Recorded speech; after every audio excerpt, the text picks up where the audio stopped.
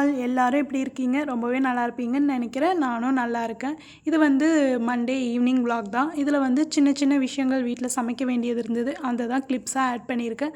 அது கூடவே ஏதாவது இன்ட்ரெஸ்டிங்கான டாபிக்ஸ் ஏதாவது பேசலான்னு தோணுச்சு. ஸோ அதையும் பேசியிருக்கேன். சண்டே வந்து ஃபிஷ் வாங்கிட்டு வந்திருந்தோம். அதில் கொஞ்சம் மிச்சம் வச்சுருந்தேன். அதில் வந்து குழம்பும் ஃபிஷ் ஃப்ரையும் பண்ணேன். அது கூடவே வந்து லாஸ்ட் வீக் வந்து ஃப்ரெண்ட் வந்து சென்னையிலேருந்து வந்திருந்தாங்க. அவங்க மரவள்ளிக்கிழங்கு வாங்கிட்டு வந்திருந்தாங்க. முடிஞ்ச அளவு வேக வச்சு சாப்பிட்டோம். எக்ஸ்ட்ரா நிறையாவே இருந்தது. ஸோ அதெல்லாம் வந்து சிப்ஸாக போடலாம் அப்படின்னு ட்ரை பண்ணேன்.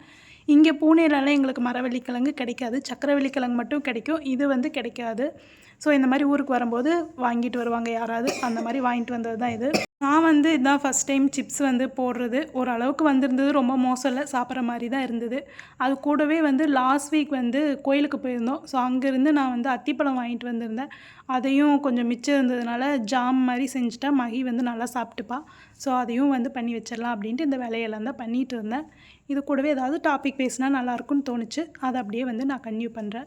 இப்போ நம்ம வந்து ஒரு ஜட்ஜ்மெண்டலாக ஒவ்வொரு விஷயத்தையுமே பார்க்குறோம் அப்படின்னா அது நல்லதா கெட்டதா அப்படிங்கிறது தான் டாப்பிக்கு. எனக்கு வந்து ஒரு சில விஷயங்களில் பார்க்கலாம்.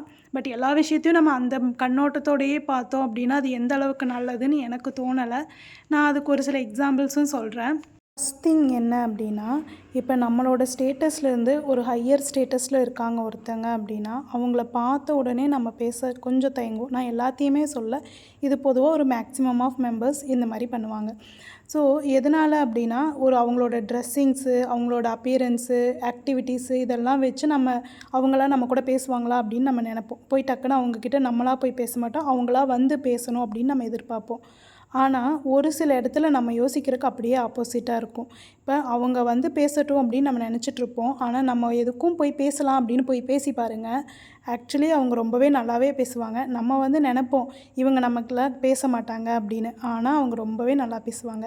நெக்ஸ்ட்டு செகண்ட் திங் என்ன அப்படின்னா, நம்ம இப்போ ஒருத்தங்க வீட்டுக்கு போகிறோம் அப்படின்னா, அவங்க வந்து வசதியாக இருக்காங்களோ இல்லையோ நமக்கு அதை பற்றியெல்லாம் தெரியாது. ஆனால் அவங்க வீட்டுக்கு போயிட்டு அவங்க வீட்டில் இருக்க திங்ஸை வச்சு ஐட்டம்ஸ் எல்லாத்தையும் வச்சு நம்ம வந்து அவங்கள ஜட்ஜ் பண்ணுவோம். அவங்க வந்து இவ்வளோ வசதியாக இருக்காங்க அந்த மாதிரி. சப்போஸ் அவங்க வீட்டில் ஏதாவது ஐட்டம் வந்து நல்லா இல்லை ரொம்ப பழசாக இருக்குது, அதை வச்சு தான் அவங்க யூஸ் பண்ணிக்கிட்டே இருக்காங்க அப்படிங்கிற மாதிரி நம்ம நினச்சோம் அப்படின்னா, வெளியே வந்து என்ன பேசுவோம்?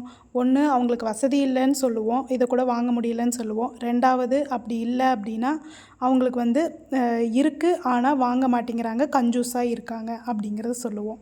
அவங்க வசதி இருக்காங்க, இல்லை நமக்கு அதை பற்றி எதுவுமே தெரியாது. ஏதோ ஒரு காரணத்தினால அந்த ஐட்டமை வச்சு அவங்க யூஸ் பண்ணுறாங்க. அது அவங்களுக்கு தான் எதுக்கு என்ன அப்படிங்கிறது தெரியும். அவங்க லைஃப் ஸ்டைல் பற்றி நமக்கு தெரியாது. ஸோ அந்த மாதிரி ஒரு ஜட்ஜ்மெண்டல் பண்ணுறது ரொம்ப தப்பு.